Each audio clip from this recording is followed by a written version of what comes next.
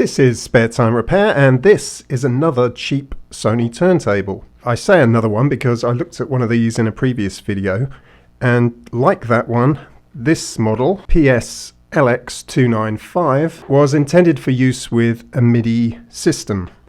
And we know that because it's got a proprietary power connector and runs off 12 volts DC. In order to get this working, we're going to have to do another power modification.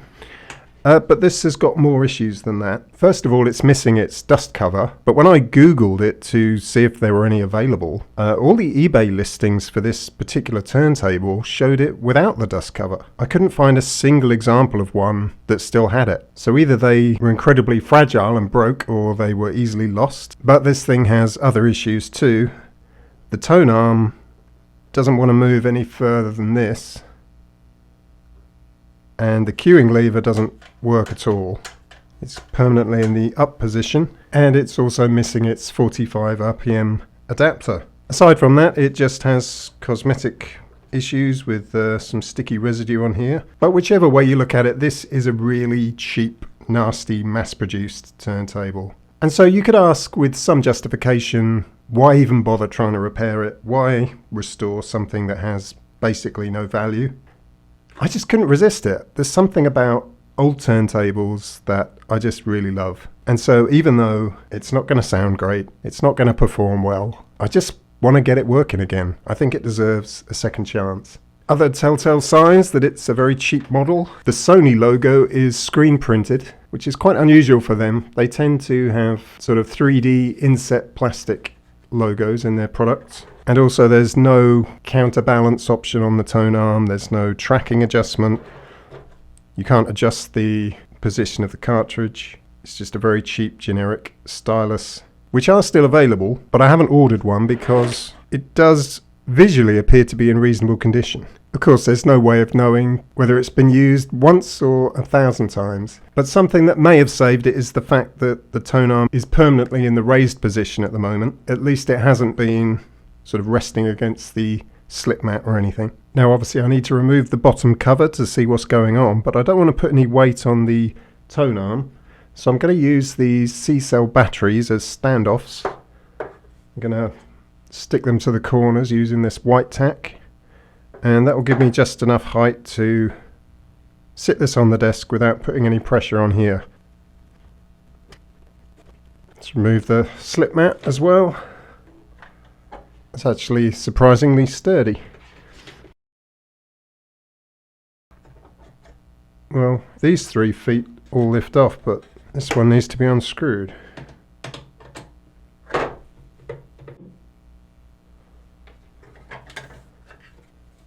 Well, again, not much going on here as you would expect. So this is that proprietary power connector, and although it's got 3 little connectors in there, you can see when it actually feeds in, the middle one of those has been snipped off. So here it is. The center wire has just been cut short, and they're just using the outer 2 wires as the plus and minus to the motor. I must say, it did confuse me when I first saw it. I thought, what is that 3rd pin for? Now we know.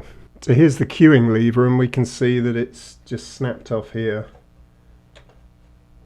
so that it's not actually moving this main shaft.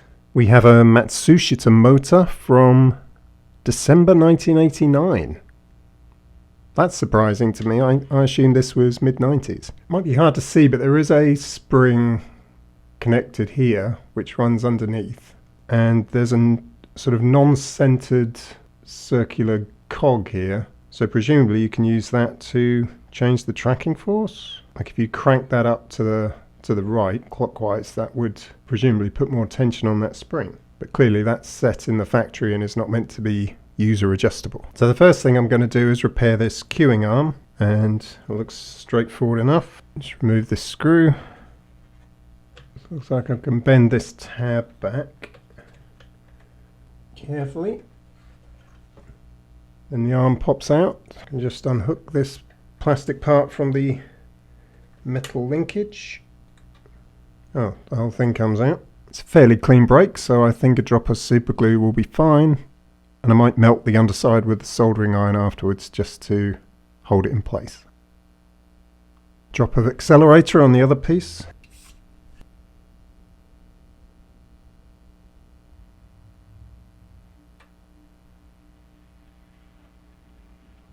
It feels pretty solid now. I can't get this piece of wire to sit right, so I think I do need to remove it from here before I insert this.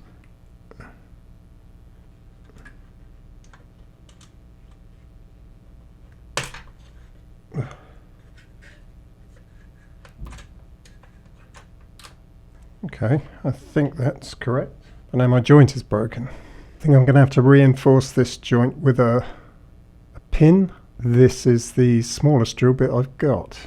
Hopefully this will do the job. There's already a little hole in there, so I'm just going to try and go a bit deeper with that. Well, that didn't go to plan. The drill bit broke off inside the lever and it's not coming out again. I'm thinking now I might try to melt this inside, heat this up and try and push it in there, and then do the same with the other half.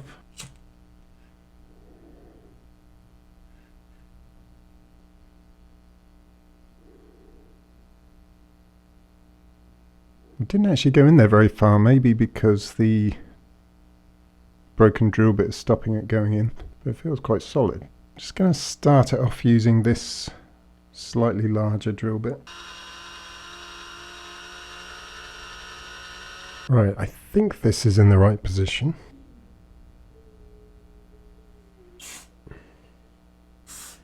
Uh-oh.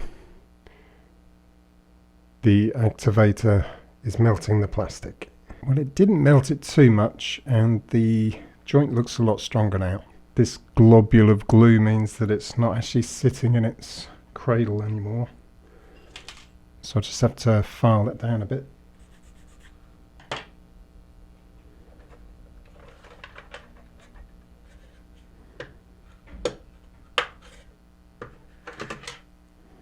And of course this retainer screw needs to go back in as well.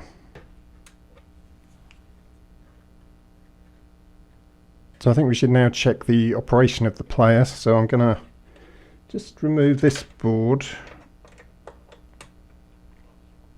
and see if it's labelled on the other side.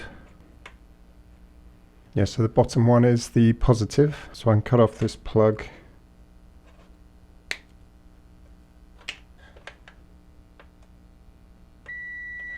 Right, so this is the positive. So I can hook this up to the bench supply. And we can see if it actually works. I'm going to just temporarily put this foot back on so that it's stable.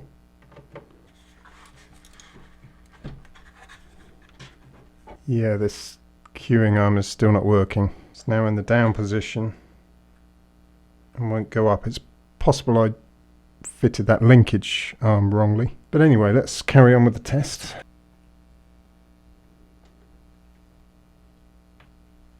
Okay, 12 volts.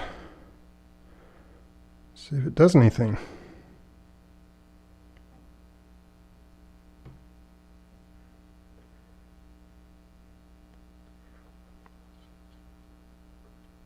I was a little reluctant to get started. Maybe the motor was a little bit seized.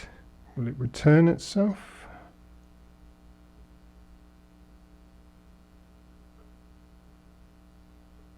No, there's definitely something going on. Now we've got a whirring noise and it's not shutting off for some reason. When I moved the tone arm to the centre of the platter, it tried to initiate the auto return, but it just didn't go all the way. I kind of need to have this both ways up at the same time, which is frustrating. I'm going to remove the platter because I haven't yet looked under here.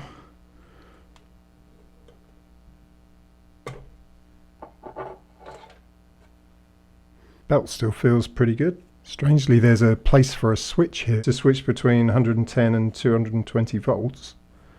Obviously that doesn't apply to this machine, so this casing was presumably used for a mains powered model as well. So the reject lever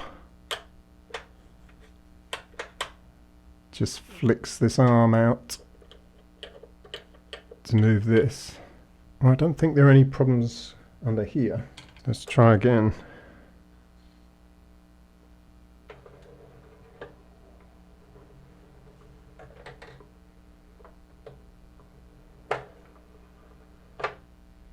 Well, that does seem to be working. Let's try it with a record.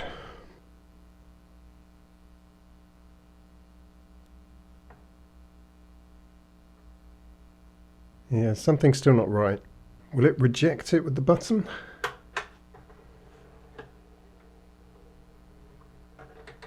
So maybe that toothed wheel that could be adjusted, maybe that adjusts when it senses the end of the record. One thing I just noticed is that this wire here is very close to shorting against this pad here. It isn't, I just checked, but I'm going to snip that off.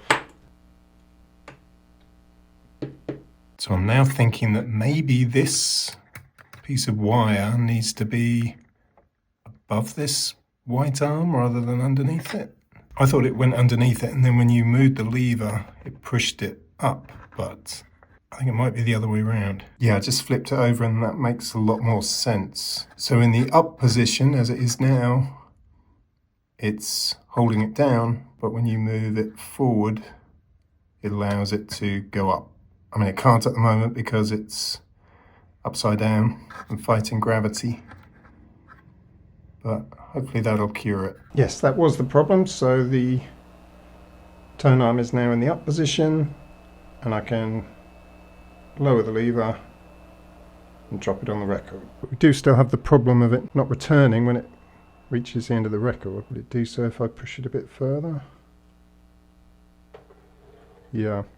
So that just needs a slight adjustment. I think it's something to do with this track rod here, in which case it might be adjusted by this. Right, I just moved it forward one notch. See what that does.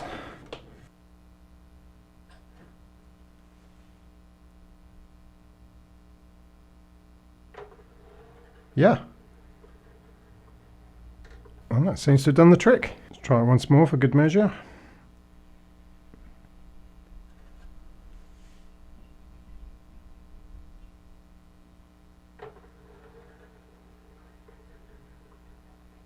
I think we can now move on to the power modification. Now, in the previous turntable I looked at, I ended up fitting a female barrel plug inside this notch here, so that an external power transformer could just be plugged into it. I want to do something a bit different with this one. I want to house the transformer inside the record player and then have the power cord permanently, well, it could go in the same slot, and then wire it internally to the transformer, and then wire the output of the transformer to this little PCB. This is 12 volts at 1 amp, which should be plenty. So first I'm going to check this is outputting the correct voltage. So it's center positive. Yep, that's perfect. Now I can break into this thing. Okay, that wasn't too difficult. So everything's nicely labelled, which is helpful. And this is a non-polarized plug, so I'm guessing it doesn't matter how I wire up this bit. So let's remove these connectors.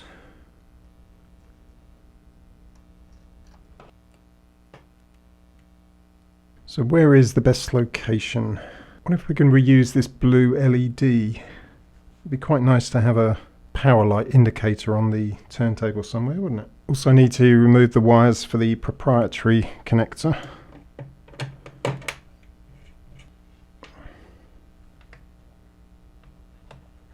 So it makes sense to have the board this way around with the output voltage going into here. There's a little slot here where, I don't know if you remember that I said about that switch for switching between 110 and 220 volts. Maybe on that model there was a transformer here.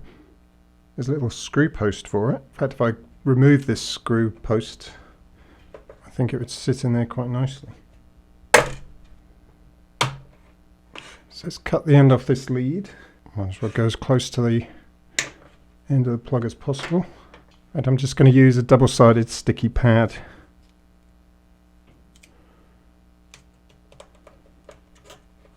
Just Check the bottom plate still goes on.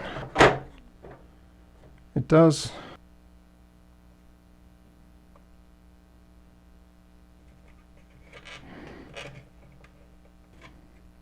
Refit this retaining screw to make it even more secure.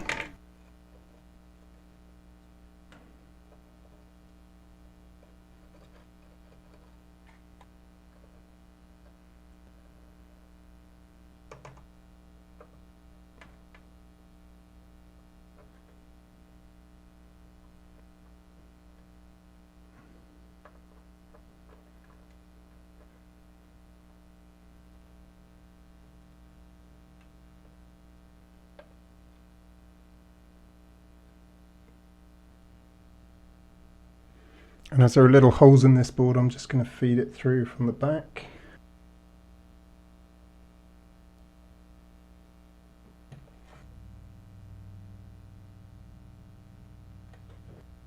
Switch those in the slot that's already there. So we should now be mains powered. So I'm going to plug it in and see what we've got.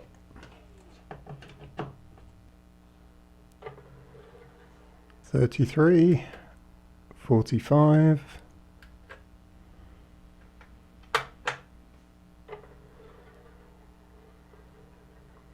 I think it'd be nice for the LED to be somewhere on this sort of glossy control panel. I also thought about fitting a switch so you could turn the transformer on, see the LED before you use it, but I don't have a switch at the moment, so that's a possible future modification. So maybe in this bottom corner. Though before I do that, I should clear off this adhesive residue, just generally smarten things up a bit.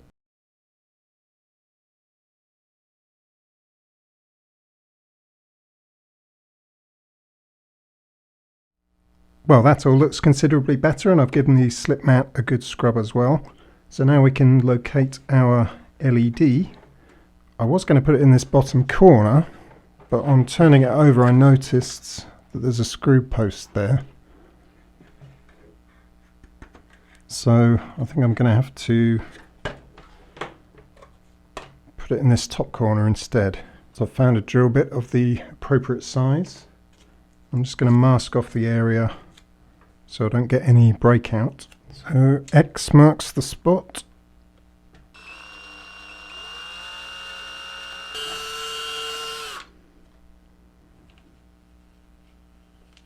Okay, so our LED drops nicely into the hole, and I'm going to secure it in place with some hot glue from my $2 glue gun. Very happy with that purchase.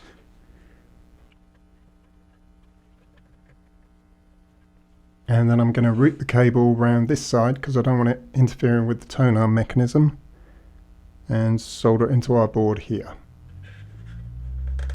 Actually wedges in there nicely. So I'm going to trim it about here.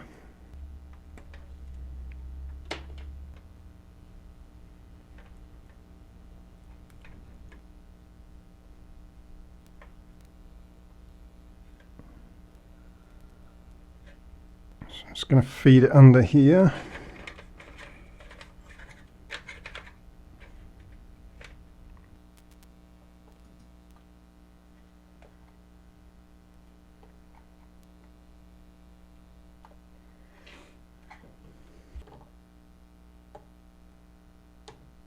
I'm just going to use the hot glue to secure this cable around the edges.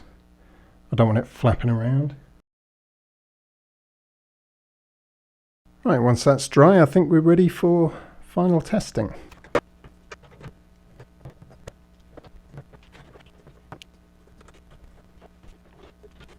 Alright, let's plug it in, see if our LED works.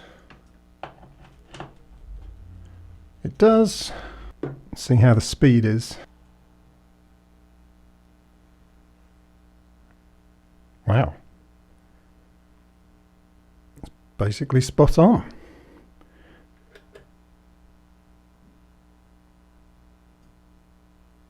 Amazing. I don't think I'm even going to bother adjusting that. So obviously nothing wrong with the original belt. Of course, a great turntable deserves great speakers, so that's all I've got. Throw down, my son. The Duke of Norfolk's day. And Norfolk, throw down his. Myself, So I just tried it with some music off camera for copyright reasons, and it sounded pretty terrible. But I don't know whether that's because of the crappy computer speakers or whether the stylus is shot. So I think I'll wait until I get some better speakers before making a decision on that. You can get new needles for about $15. But otherwise I'm pretty happy with how this turned out. So I hope you enjoyed watching, and I'll see you in the next one.